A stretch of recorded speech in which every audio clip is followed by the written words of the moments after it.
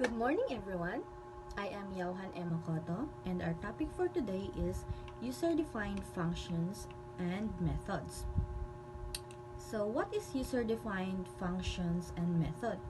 A function is a self-contained block of code that can be called from other parts of the program to perform a specific task. So, ang function kay grupo sa instructions nga pwede nimo gamiton balik-balik. Murag shortcut sa imong code, instead nga magsigi og balik og type, tawagon na lang nimo siya. So adisir ta mag-proceed sa function details, gamay lang nga flashback sa loop, kay halos tanan function na ay loop nga sulod. So first is the initialization, starting value. Second, the condition, padayon ang loop basta tinuod pa. And then update, para mulihok ang loop variable like I, or increment. So, naay types of functions. The built-in functions, predefined functions provided by the programming language. So, for example, sa Python is max, open and close parenthesis, the mean, open and close parenthesis, and sm, open and close parenthesis. And then sa Java naman is, natay example nga alert, open and close parenthesis, and then char at, and then length. So, mao to. And then, the second is the user-defined functions. Functions created by the programmer to address a specific needs. So, ang user-defined is, isa siya ka function nga gihimo sa kanang mga programmer aron kanang mabuhat ang kanang specific nga buhatonon. So, imbes nga mo gamit lang siya og kanang built-in nga function sa programming language, maghimo siya or makahimo siya kaugalingon nga function aron mas organize ang mas organize o so para mabalik-balik ang imong gihimo nga code. So, structure of a user-defined functions. First is a function typically consists of return type, the type of value the function returns. So, ang return type is sa kaklase nga value iyang ibalik. For example is int or void if no value is returned. And then, second is a function name, the unique name identifying the function. So, function name is ang pangalan sa imong function. And then the parameters, variables that accept input values when the function is called, optional. So, parameters, input nga pwede nimo ipasa. And then body, the code that defines what the function does. So, the body is kung asa buhaton ang trabaho. And then return statement, the value the function sends back to the caller. So, ang return statement is ang resulta nga ibalik kung naa. So, I'll give you the syntax comparison of Python and Java. So, in Python, magbutang taog def, and then greet, kanang imong tawagon unya, and then sulod sa parenthesis, magbutang taog name. And then, don't forget the colon. And then, sa ubos is mag-print na ta. And then, sa sulod, sa close and open parenthesis is hello.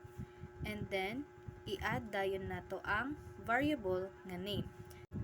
So, ang tawag anang pag-add sa variable is concatenate.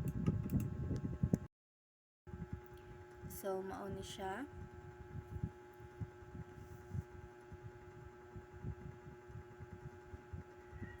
And then, after that, diri na dayon nato ang tawagon ang atong gibuhat nga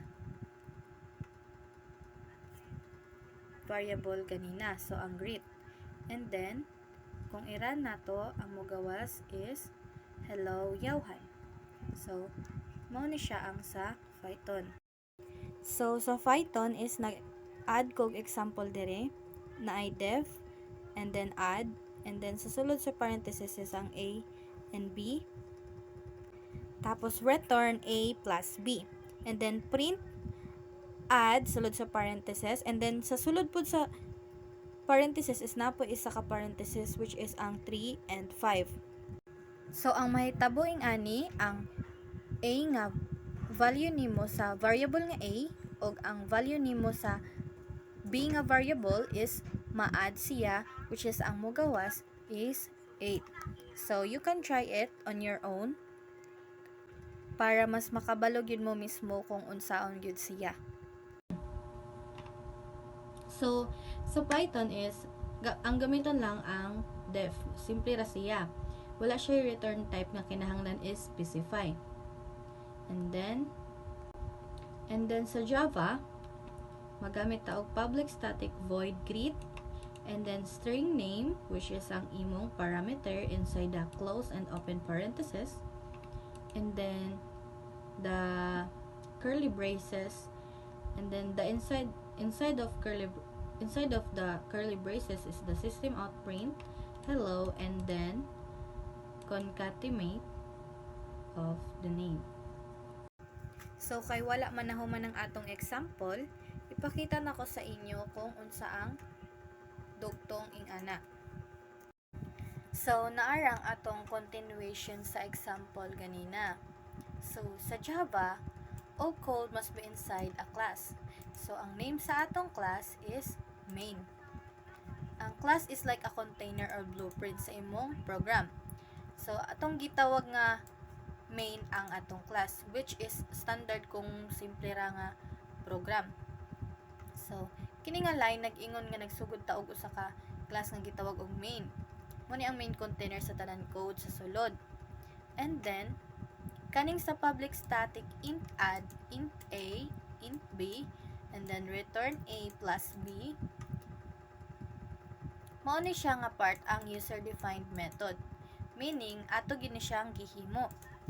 And then the method name is add, tapos nag-take taog duha ka numbers, which is ang int a ug int b as input.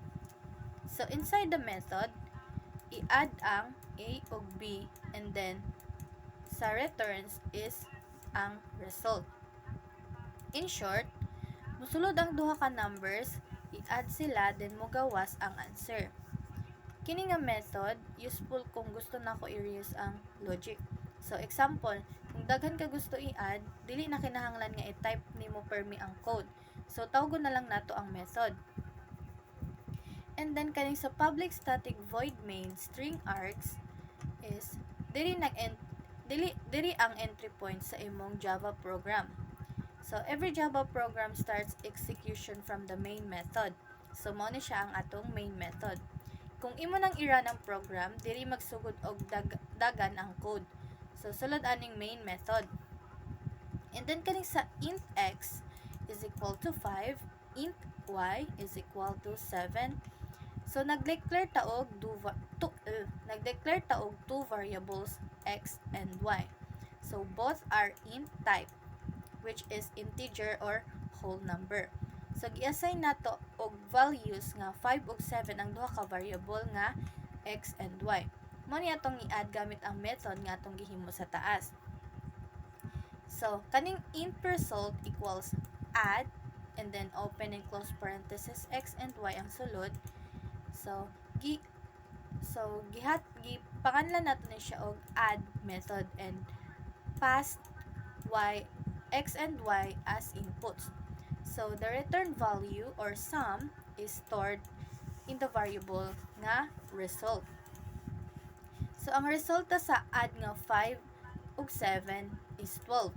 And then ang kaning 12 is masulod siya sa variable nga result.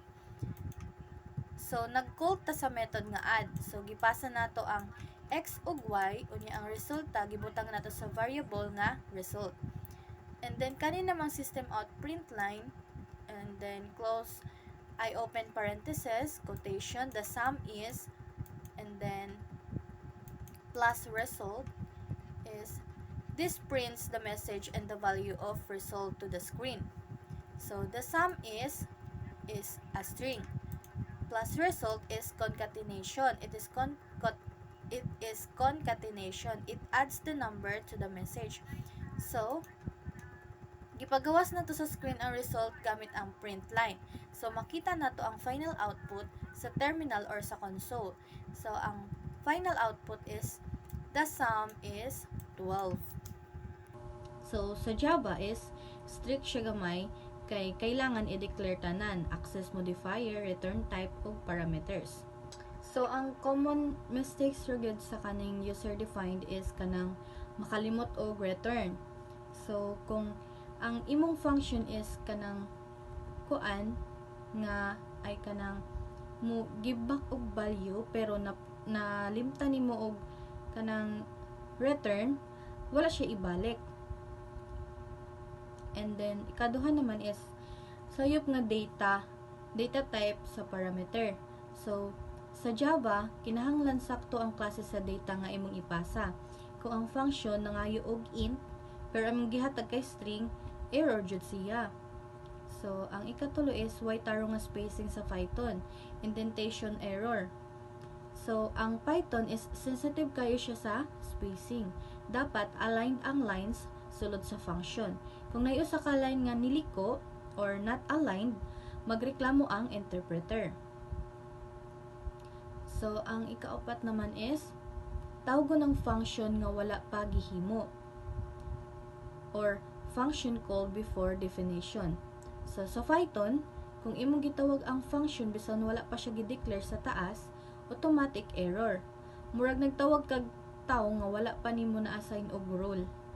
So, maora to ang atong topic for today. Thank you!